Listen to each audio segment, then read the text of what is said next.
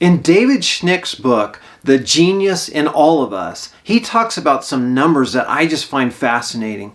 And one of those is that if you are low income, you hear 600,000 more negative than positive comments by the time you're 18. So from 0 to 18, you hear 600,000 more negative comments than positive. If you are what he calls working class, which would be middle class, you hear 100,000 more negative comments than positive comments by the time you're 18. Now, if you're in the upper class, the good news is you hear 100,000 more positive comments than negative.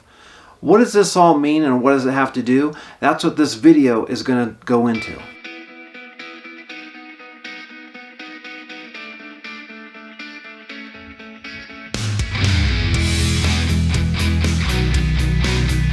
So what we're talking about is from age 0 to 18, 600,000 more negative comments than positive.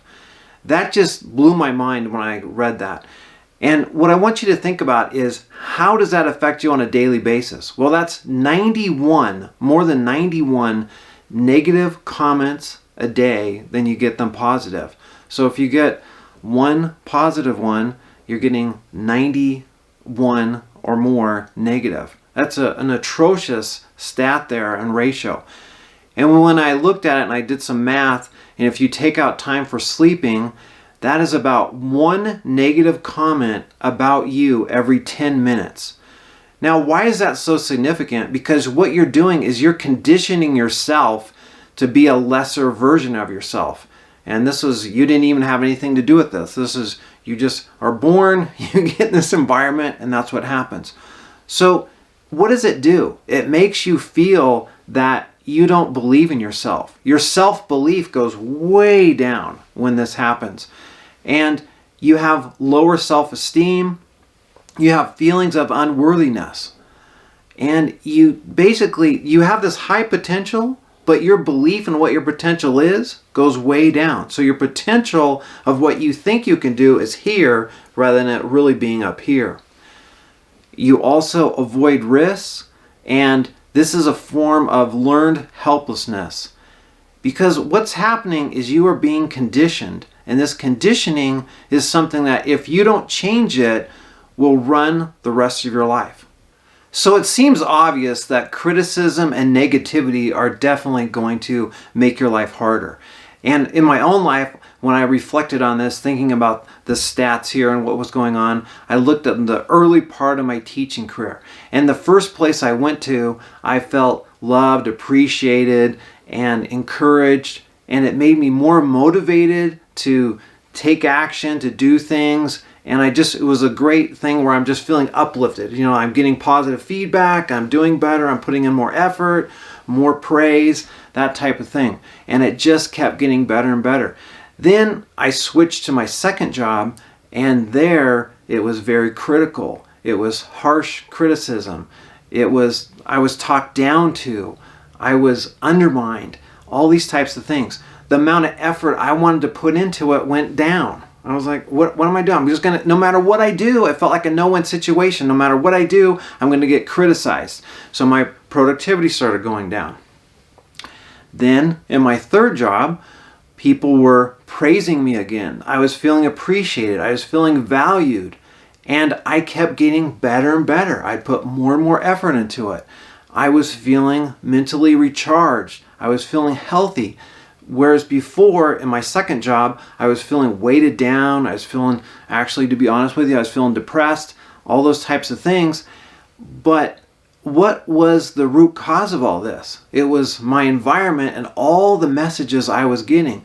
In the first and third one, I was getting the messages that you're great, we love you, we appreciate you, you're valuable, keep doing more of this. In the second one, I was getting basically, you're not that good, we don't appreciate you, I need to micromanage you, I need to criticize everything. And the cumulative effect of that was my productivity going down. One thing the research shows is it's more important to praise effort rather than success. So praise their perseverance rather than the accomplishment. Now, let's look at a few examples of how this plays out. You might think it's good to say you're smart, but that gives you a feeling of a fixed identity, something you are or you aren't.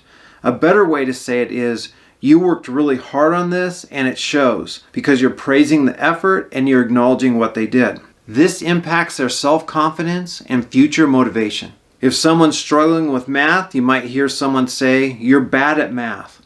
A better way of saying it is, "This problem is tricky, let's figure out how you can solve it." You also might hear things like, "You never listen." That's giving someone a label, it's emotional intensity, and it's full of criticism. A better way of saying that is, "Let's try listening together." It's showing cooperation and that you can improve. These messages start out as external messages, but over time they switch to internal messages and self-talk. And that's where the danger comes in, because now you're viewing it as your identity. So some of the labels could be, "I'm bad at math," "I never listen," "I'm dumb." Now, when you tell yourself those things, "I'm bad at math," "I never listen," "I'm dumb," think about it as instructing yourself what to do or who you are. So if I say to myself, "I never listen," what am I probably going to do more of? Not listen, right?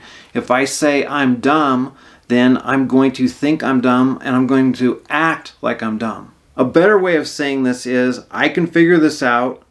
Who do I know that can help me solve this?"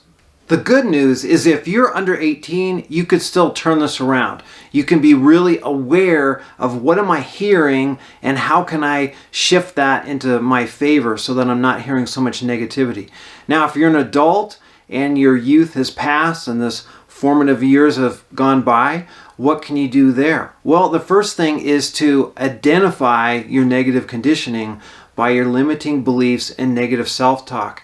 And those things will pop up and you will see how you're getting self-doubt, you're defeating yourself, all these things. And I do want to stress that even in the best childhoods, you're going to pick up some negative self-talk, some negative thoughts like that. And I'm not trying to blame parents or anything like that, because the thing of it is that we pass on down to our kids what we did. So just like genetics and heredity, whatever culture and whatever seemed normal for you, you're going to pass that on to your kids. So it's not here to blame anyone or anything like that, but what you've got to do though is recognize that there is a problem and that this makes us underachieve, be unfulfilled, and there's a lot of negativity in it. So what can you do?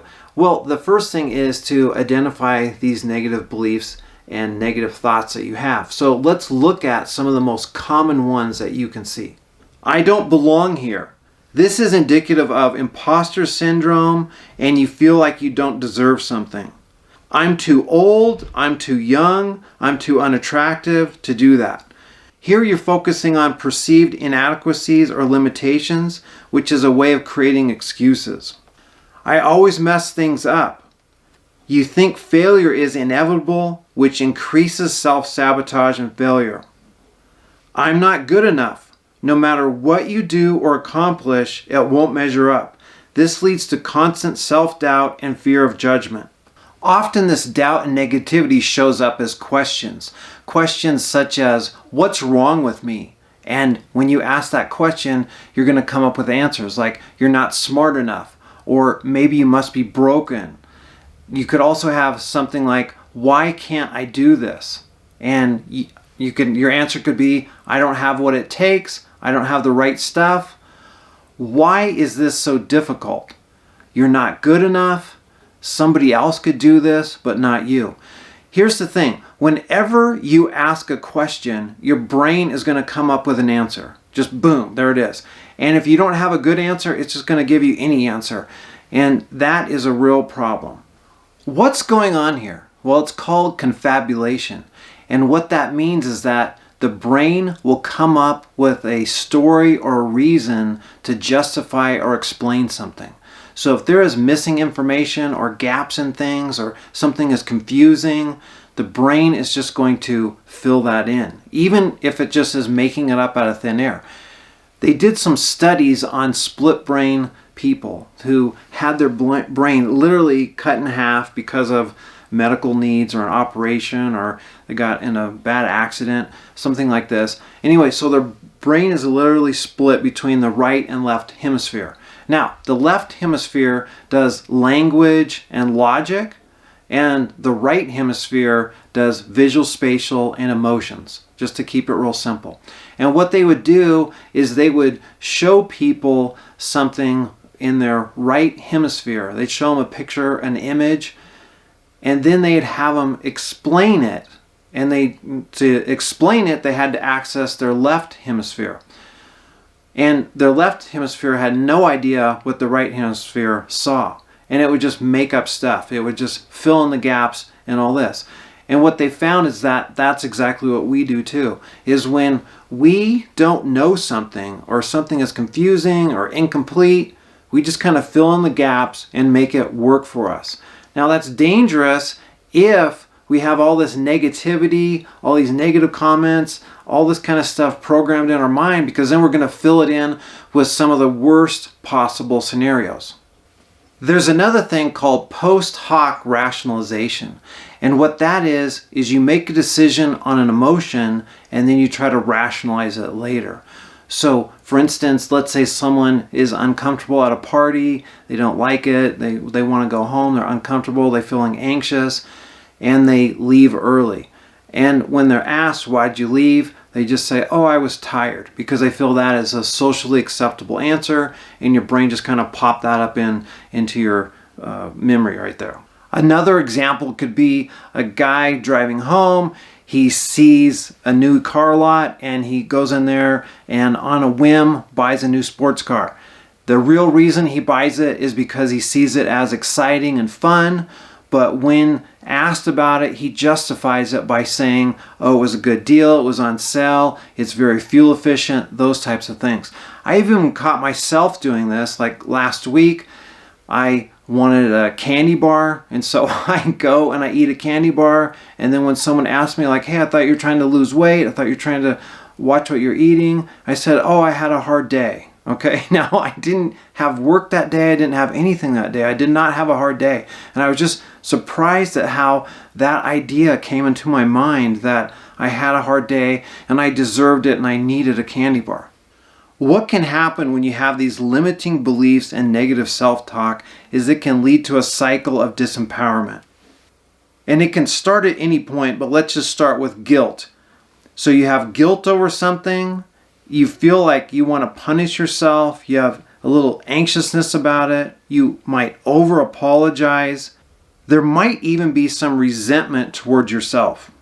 Then that can roll into shame, and this is when you start isolating yourself, your self-esteem takes a hit, you start aiming for perfectionism, but this leads to self-sabotage, you get defensive and possibly even angry.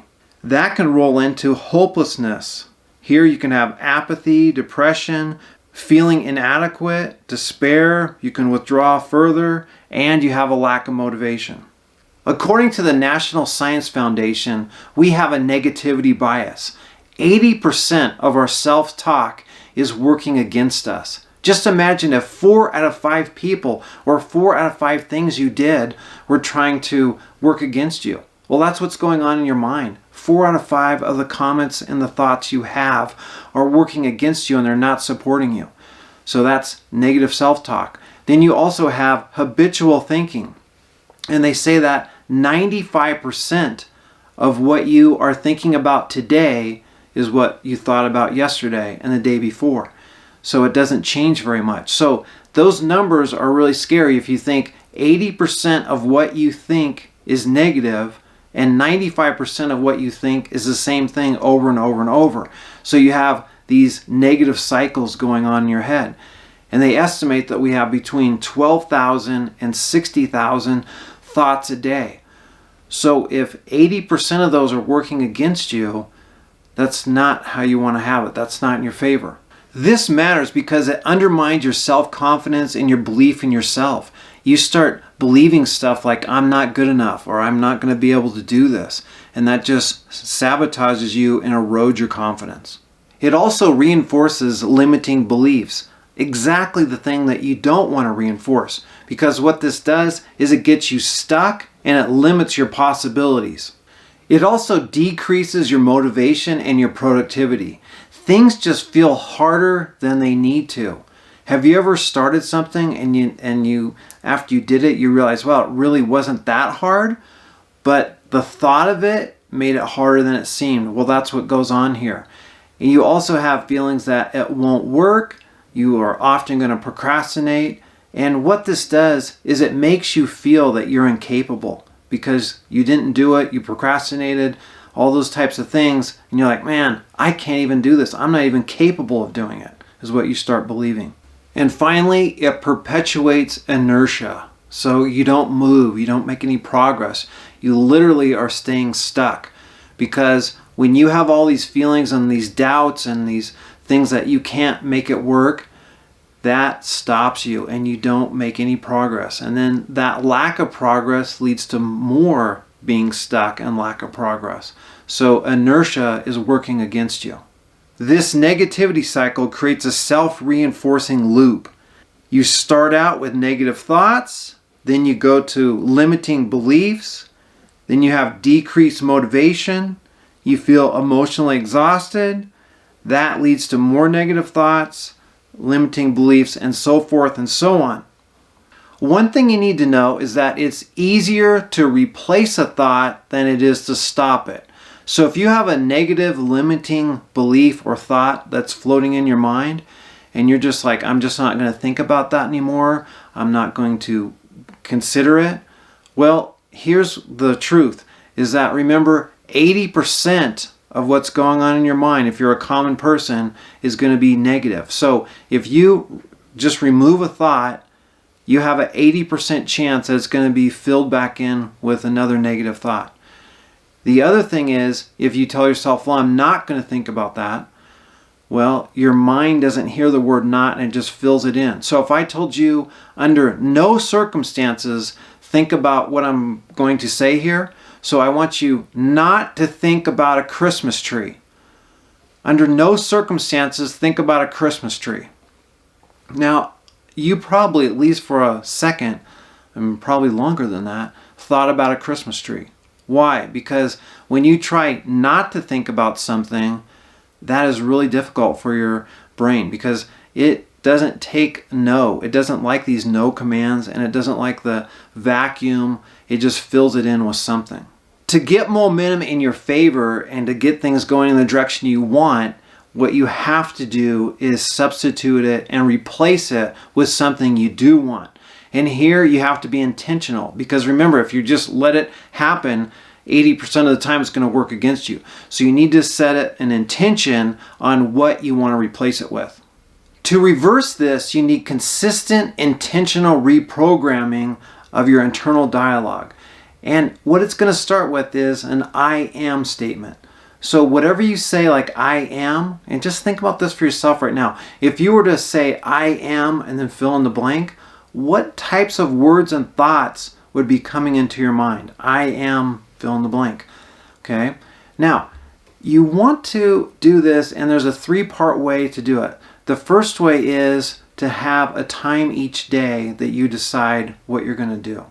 Okay? And then number 2, you're going to say it out loud. And 3, you're going to say it with emotion. Now, for me, I brought one of my cards right here that I use. I use several different types of ones. I have them in notebooks. I have them in cards all over the place. And what I do is I'm like here, I'm going to just read this one right here. I am happy and grateful. Okay? Now, if I say I'm happy and grateful, but I'm thinking about things I'm not grateful for, I'm not really embracing that, it's not really working for me, right? It needs to have that emotion with it, and I need to say it out loud, like in front of a mirror or something like that. So number 1 is you do this each day. So pick a time. It could be morning, lunch, before you go to bed, whatever it is. So you're going to pick a time. Number 2, you're going to say it out loud. And number 3, you're going to do it with emotion. And I prefer it on note cards or notebooks, because I see that kind of stuff all the time. Sometimes I put on sticky notes. And I don't always keep the same ones, month after month, year after year, because it kind of gets boring. But once I feel like, okay, I've really embraced that, that's good, then it might get recycled later on, but I'm constantly trying to fill my mind with positive things. So right here, like I said, my first one is I am happy and grateful. Okay, then the next one is I'm capable of achieving my goals. Number 3, I love and respect myself. And I found a lot of times people really struggle with saying I love and accept myself. And for me, when I first started doing that, that sounded weird, seemed kind of weird to me. But the more you do it, the more it becomes common. You're either going to do this and get the benefits of it, or you're going to let the negativity, self-doubt, all the negative programming that you've had say this is stupid or this won't work. I just challenge you to try it, see what will happen. Here I even have one on the backside, and if you've listened to any of my videos, I say this in here, I believe in my ability to figure this out. Okay, so these are just positive things that you can say. They always start out with I am. Do them at least once a day. Say it out loud and have it with emotion.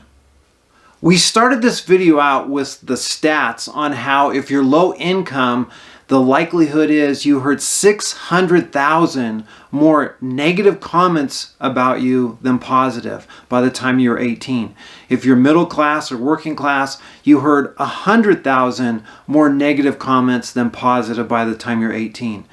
I just want you to realize the damage that can do if you don't reverse it. And it's so simple and easy to reverse it. If we can brainwash prisoners and we can brainwash other people, why don't you take those same techniques and try to use that style to benefit you, to help you? Because if you keep doing what you are doing, you're going to keep getting the same results. But if you're willing to try something different, try it for 30 days, 60 days, 90 days. Write a comment to me or send me an email at optimizers.unlimited@gmail.com and let me know how it's working for you. I'd be curious to know. Because the thing of it is that we have so much stuff stacked against us, and why not try something that's worked for so many people? I appreciate you being here. Thanks for watching this. Please remember to write a comment, like, subscribe if you haven't already. I really do appreciate you, and I look forward to seeing you in the next video. All the best to you.